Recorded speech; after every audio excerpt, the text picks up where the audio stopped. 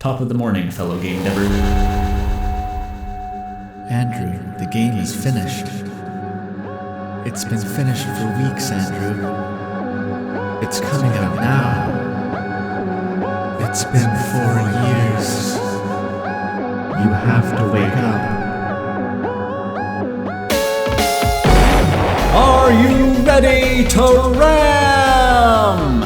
Welcome back, freaks and gentle weirdos, to Random Access Mayhem. For those new to the scene here, RAM is a black-budget government initiative to merge the genomes of Ultrakill and Hades in one of those big eyeball tanks from Hyperlight Drifter. The result, after years of incubation, is a style-driven top-down roguelike with no player character, and yet where everyone is the player character. You fight exclusively by taking over the bodies of enemies, all of whom were designed from the ground up as unique playable classes with their own combat loops to learn and tech to master. And today, the science experiment is breaching the containment of early access and escaping into the world at large as a 1.0 release. That means a third game region, 2 new bots, 24 new maps, 20 new upgrades, a final boss, new skins, new quest lines, 20,000 words of freshly minted story content, so much talking, and an honest-to-God ending to the game.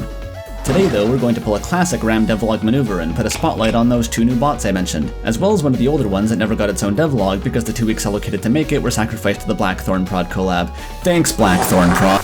Say hello to RAM's 6th, 7th, and 8th bots, starting with everyone's favorite warrior weeaboo, the Tachi.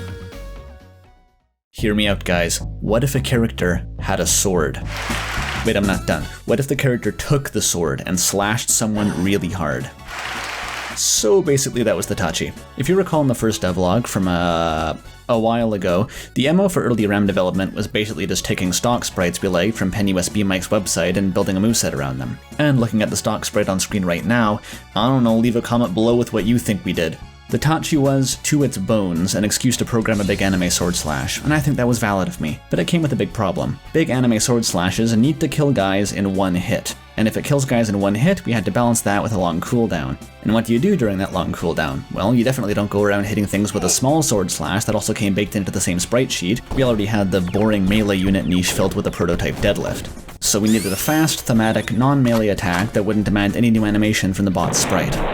Floating swords it is. And there you have it, that's the moveset. Swap in, cut a guy in half with the big anime sword slash, and then wait around for like 7 seconds while flaccidly batting enemies away with the floating sword that does 1 damage. Hey, didn't this game have some sort of feature that let you, become a new enemy if your existing enemy wasn't working anymore, or I don't know, put you in a 7-second cooldown where you have to survive without doing any damage? Yeah, you'd swap. Obviously you just fucking swap once the anime slash goes on cooldown. I went out of my way to program a whole ass floating sword and never gave the player a single sane reason to use it. Well, let's fix that. Here's the game plan. Anime sword slash, cool. Floating saber, nifty. Keep the building blocks, make them into an actual house this time. I figured that if the anime slash was to be the Tachi's punchline, the primary fire needed to be set up for the joke instead of awkwardly milling about the stage like a Mark Zuckerberg comedy special. And to design how that setup would work, I of course took inspiration from Chainsaw Man. No, actually though, specifically one scene where Aki has to stab a guy 3 times with a special nail to summon the Curse Devil to finish him off with the equivalent of a /kill console command. Something about this series of otherwise ineffective stabs culminating in a grandiose death blow planted a seed in my brain, and this is what that seed grew into.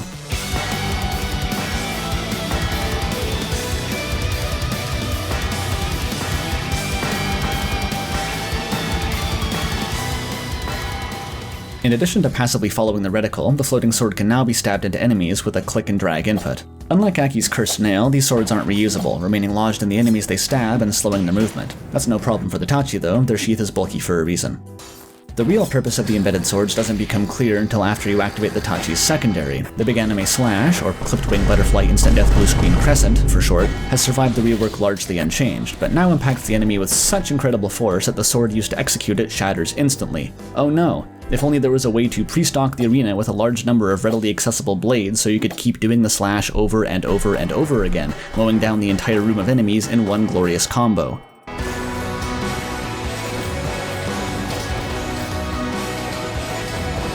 Safe to say, this chain killing system was pretty well received, but it wasn't quite enough. To further tempt players to do literally anything other than swap into a Tachi, right-click, and immediately swap out, we added 3 systems. 1. Every successful stab lowers the cooldown of the big slash. 2. Trickshot bonuses for long slash combos. And 3. Swords lodged into enemies can be dislodged by any melee attack, including those from other bots, which deals extra damage, gives a trickshot bonus, and launches the sword into the victim's back like an industrial accident live leak video. That means that even if the Tachi dies before getting to capitalize on its setup, the embedded swords still have value for the remainder of the encounter. It also creates an alternate build path and playstyle for Tachi, focused on impaling and dislodging swords without directly needing to use the secondary attack at all. Tachi Reforged. Hey kids, you like big giant lasers? I like them a lot. Lasers, railguns, Tau cannons, medieval crossbows inexplicably imbued with the piercing ability of a solar neutrino by the power of ignorance and childhood wonder. Ever since I was a kid, the fantasy of the big old shoot-through-everything gun has been a minor fetish of mine. There was never any question of whether a big giant laser would appear in RAM, only of how exactly it would manifest, and even then it didn't take us that long to find out. Meet the Thistle. There it is, skittering around and sniping to its little heart's content. And as you now expect from RAM's original roster, this guy was 50% bad decisions by weight, and 40% of the rest was battery packs for the laser. Let's take inventory. Mandatory 1.5 second charge up before you could attack? Check. Inability to move or aim after the aforementioned 1.5 second charge period was initiated? Check. Complete lack of means to attack or deal damage that did not involve going through the 1.5 second long non-interactive charge up cutscene in which the enemies were still free to move around and damage you? Check. The player experience was not well considered. But the big laser though. Even in the Game Jam version, I kinda cooked on this. Gratuitous damage, infinite piercing, and a trail of roaring explosions in its wake as if to convey the trauma the beam had inflicted against the air itself. Toby and I discussed a whole slew of weirdo ideas for overhauling the Thistle's moveset. Slow-moving energy snakes you'd direct by constructing mirrors, spiking enemies with electric bungee cords that would stick them together. But in the end, as with the Tachi before it, I just really wanted the big fuck-off laser. The original moveset also played a valuable role from an enemy design perspective. Having an enemy that could snipe from off-screen range allowed boosting the difficulty of encounters without also increasing the physical density of enemies around the player, which was important for level 3 considering parts of level 2 were already bordering on Vampire Survivors territory. Luckily, as we soon realized, the Thistle never needed the rework. It just needed some love. Okay, to be fair, it also needed a bit of a rework, but the point is we kept the Death Star laser. Groundbreakingly, you can now aim while charging, but I cut the charge time down to just 1 second, because 1.5 might as well be the wait time for the next Silksong update, given the pace of RAM's current combat. But the far bigger change was simply to make the charge up cancelable. If you could only afford the full 1 second charge for 10% of shots, then the bot needed the option for a half second charge for the next 30%, and realistically something like a 0.2 second charge for the remaining 60. Standing still for a quarter second in RAM is dangerous. To further increase the survivability of that quarter second idleness, I implemented a second innovation: the jaunty little skip. The moment in RAM when you're most likely to take damage is immediately after finishing an action that required you to slow down. Bullets fired at the start of that sedentary period are now mid-flight, grenades have finished their countdowns, and aphids that started sputtering when you stopped are now revving to full blast. Being stuck accelerating from a standstill in this moment is what kills you. It is, with elemental purity, the feeling of clunk. So, to have a fighting chance in close quarters combat, Thistles now execute a short dash toward the current movement input whenever they release a shot. This stop-start movement allows them to dodge impending death after a long charge-up, or to roughly keep pace with the Steel Toe's basic running and gunning while spamming uncharged shots. Finally, we had to give this guy a secondary attack. Jaunty skip or no, the Thistle isn't a terribly nimble bot. Its long range means that it lives or dies on good spacing, so its original secondary was a sort of smoke bomb GTFO option that would render it invisible and let it scuttle off with impunity to find a new sniping spot. This worked well enough, but I thought there was room for improvement, and improve it I did.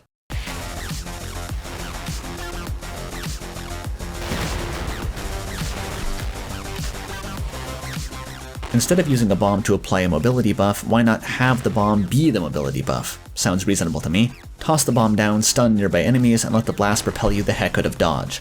Additionally, via some subconscious confluence of Max Payne and Breath of the Wild, I decided the explosion boost would put you into bullet time and let you fire up to 3 delayed laser beams that could be used to farm trick shots. We have now seen chronicled in devlog form the wretchedness and rehabilitation of every bot in RAM's promised octuplet roster, bar one. And also bar the Steel Toe, cause fuck them. Real life doesn't follow a script, but in this case reality decided to collude with me slightly and ensure this final bot was a suitably climactic pain in the ass to redesign. This is the Epitaph, and well, just have a look for yourself. It smacks balls. More specifically, it smacks a large floating death orb, read comically upscaled shotgun pellet, around the arena with a phantasmal clone of itself. I don't remember if we tried to explain what flavor of near-future robot technology was responsible for giving it a JoJo stand, and I'm certainly not going to try now. What matters is, if you've ever watched a toddler play a round of minigolf, you know exactly how this guy felt to play. Frantically smacking, missing, smacking, missing, smacking again as the orb careened off of walls and occasionally into enemies under only the barest suggestion of player control. It was far from the worst moveset in the game jam, but the problem was that, unlike most previous bots, we struggled to see any path to improve on this concept. It was zany and creative, but hyperactive toddler minigolf violated RAM's modern design philosophy in some pretty fundamental ways. Because the orb hovered along under its own momentum after each smack, it quickly and inevitably ended up at the far reaches of the screen, or beyond its bounds entirely. You could choose which enemies to hit the ball at, but the direction it would fly to reach said enemy was effectively random, making aiming a nightmare, and meeting the orb's knockback would just as often be shoveling enemies toward its host's vulnerable body as batting them away.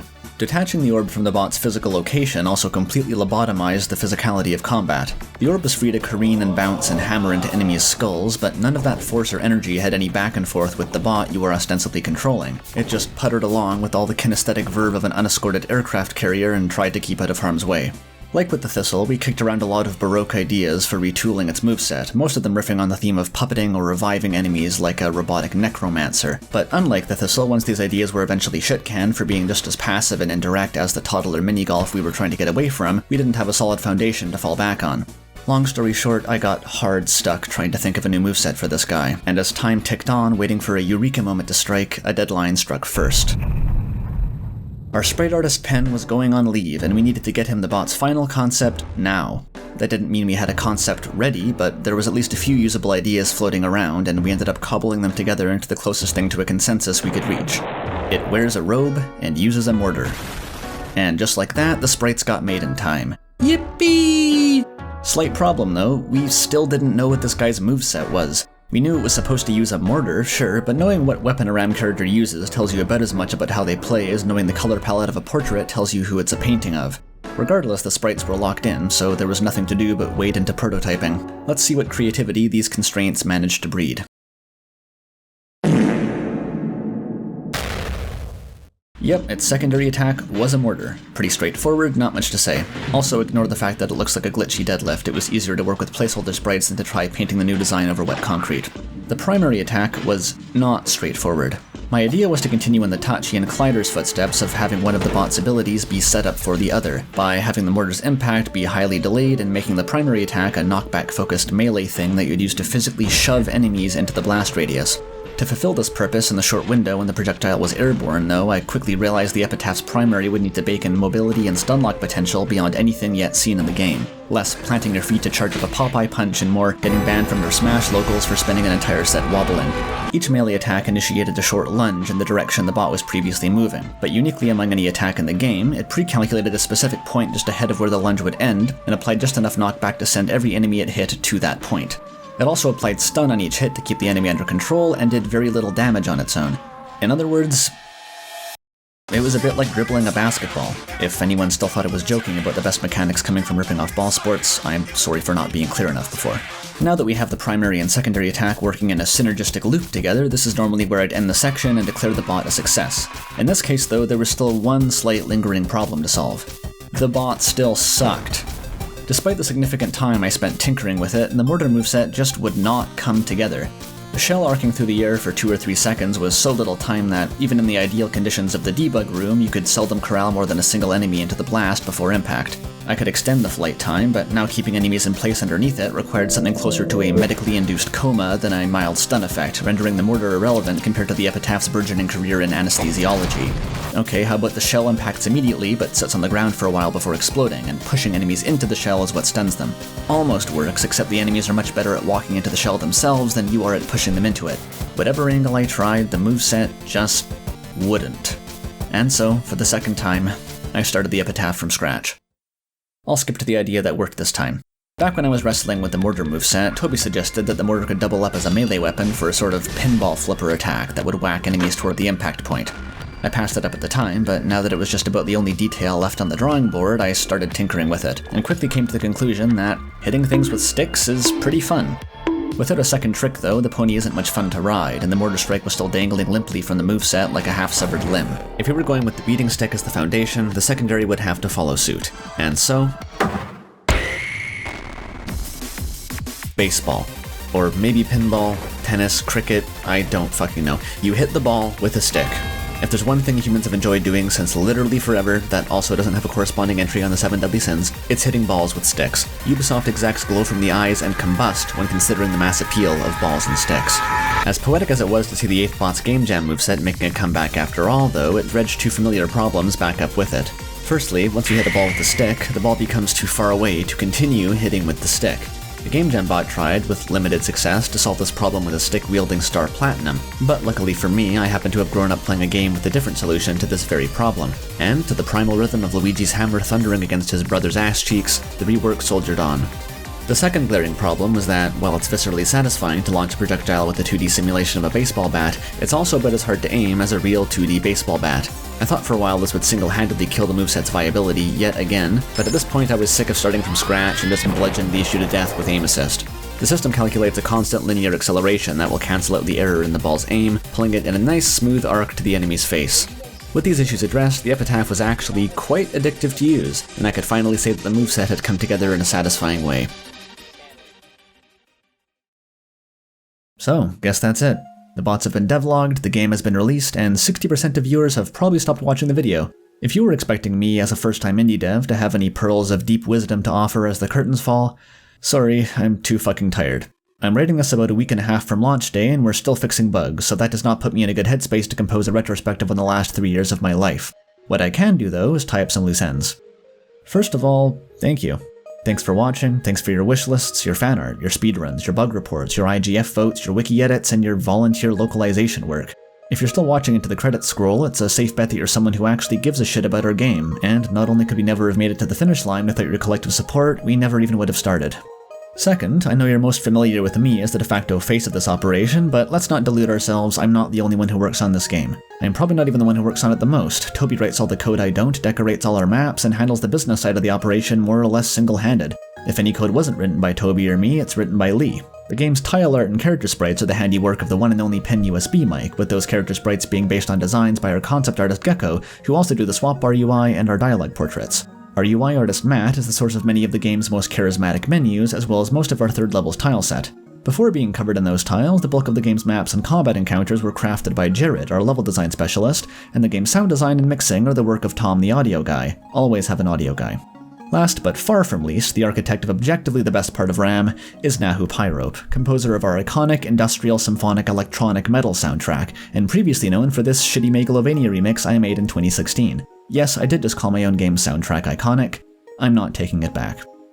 Thirdly, if you're one of the 34,000 people who have wishlisted RAM without buying it, I want to personally tell you, congratulations, you have made it. The game at long last is both out of early access and on sale, which means there is no remaining reason to wait and you can finally buy that copy you've been yearning for all this time. If you do own the game but can't seem to shake the urge to just keep throwing money at us, I have good news for you too. By purchasing our premium supporter pack DLC, you can convert $5 of your own money into a capitalism-themed skin pack Toby made in 2 hours. Still better value than the DLC in that other game where you play as a golem. Finally, and most importantly of all, happy birthday Undertale. Launching on your 10th anniversary was literally an accident, but if I ever meet Toby Fox, I'm going to pretend otherwise. Alright, that's it. I'm gonna go play Silksong now.